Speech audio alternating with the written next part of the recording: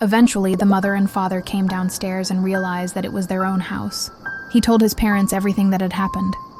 Finally, the mother said, "Whoever killed my child is already dead." When Uncle Ther heard this, tears flowed down his face. He did not dare to say a word and stayed silent. He clenched his hands tightly, suspecting one particular man in his heart. He told his mother-in-law, "Mother, don't be afraid. Even if my wife is dead, I will retrieve her body.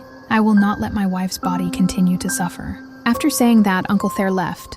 The next morning, Uncle Ther took one bundle of incense and burned it at the edge of the forest. He said, "I ask the guardian spirits of this forest to open a path for me so that I may find my wife's body.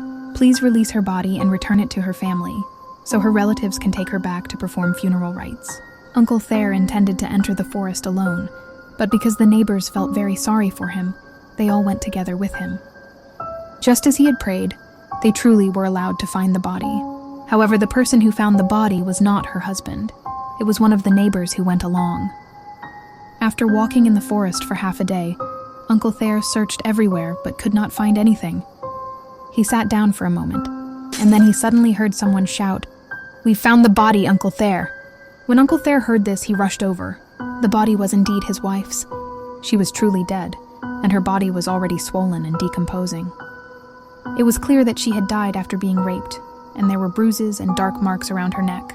Everyone helped carry the body back to perform the funeral. After the funeral rites were completed and everything was finished, her husband was no longer fully conscious, because his heartbreak was too great. But as people say, blood cries out and flesh calls for justice. The ghost of Uncle Ther's wife began to haunt the neighbors.